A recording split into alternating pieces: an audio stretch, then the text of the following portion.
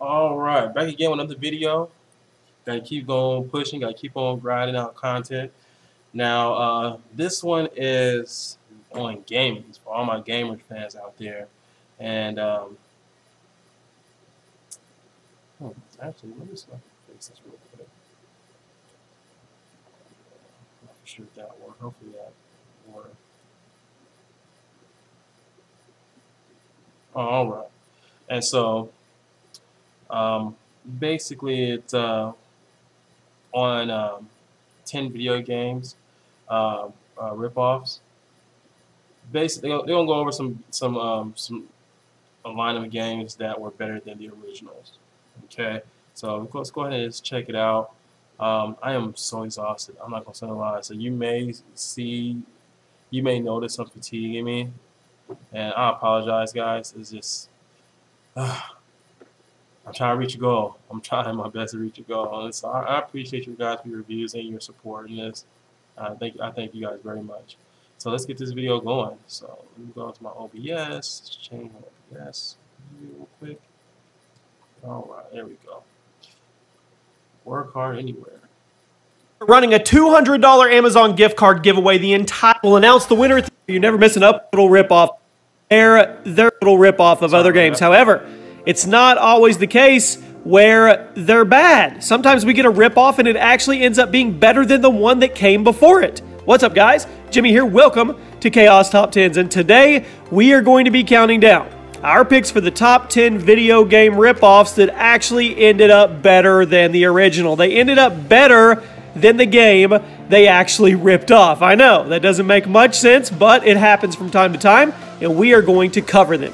Kicking off our list at number 10, and this one may shock you, Guitar Hero is actually a ripoff of Guitar Freaks. That's right! This wildly popular game, or at least used to be wildly popular rhythm game series, and everybody knows the Guitar Hero formula. You get your guitar with the colored buttons, the notes come at you to the music, and you play along. Well, that's not exactly Guitar Hero's formula. Guitar Hero is actually a straight rip of an arcade game called Guitar Freaks that was released in Japan in 1999 that featured plastic guitar controllers, colored buttons, and identical gameplay to the Hero series. As it turns out, Red Octane, the developers of Guitar Hero, were the makers of the actual guitar controllers for Guitar Freaks, which is what inspired them to take the concept and make it even better. And I want to know how well you were listening. How many times did I say guitar during that sequence? I have no Sticking idea. with the music theme, Rock Band, ripoff of Guitar Hero, and we're going to stay on the topic of rhythm games and making them better. Next up, we have Rock Band, which is a straight-up ripoff of Guitar Hero, which is a straight-up ripoff of Guitar Freaks. After the release of GH2, the teams involved with the series split. Half of them started developing on Guitar Hero 3, and the other half went to EA and started their own studio called Harmonix. And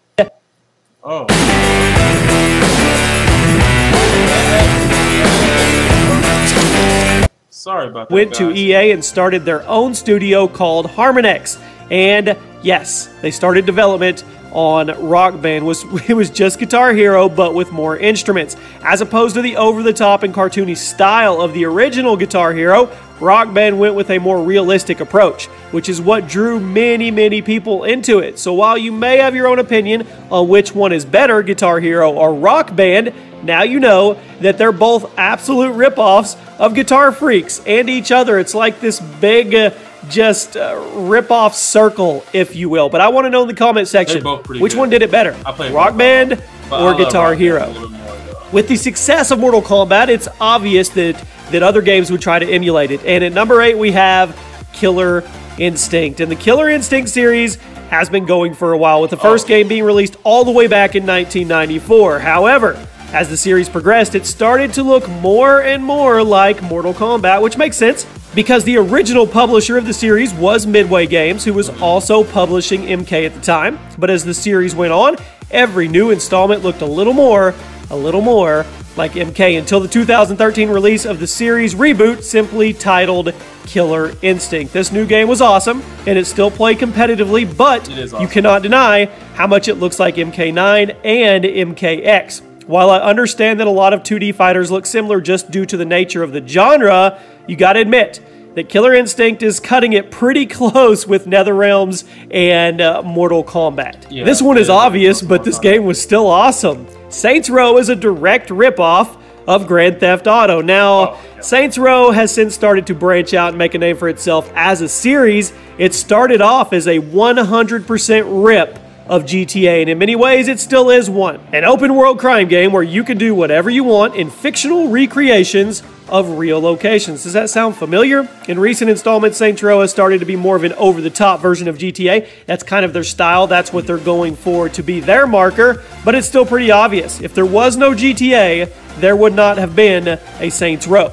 Okay, love Angry Birds or hate Angry Birds, it's pretty addicting, okay? And did you know that it was a ripoff?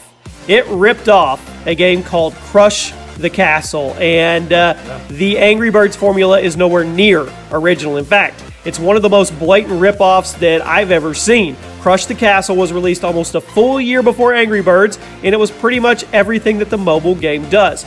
You have your catapult that you need to line up shots with the towers with, you have the certain projectiles with special abilities, and pretty much all of the special Angry Birds are ripped straight from this game's power-ups, like the one that splits into 3, the one that explodes, the one that's bigger than the rest and hits harder. Does it all sound familiar? It's all right there. So while you didn't hear people talk about this more often and say, why is this such a blatant rip?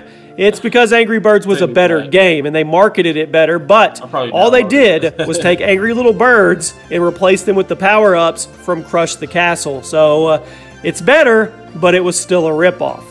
Cracking into the top 5, and how dare, it's just blasphemy to say Super Mario Brothers and it was a ripoff, but it was. Super Mario Bros. 2 ripped off Yumi Koji Doki Doki Panic. Wow. If you're familiar with gaming history, you know the whole fiasco of Super Mario Bros. 2. After the release of the first game, everyone wanted a sequel.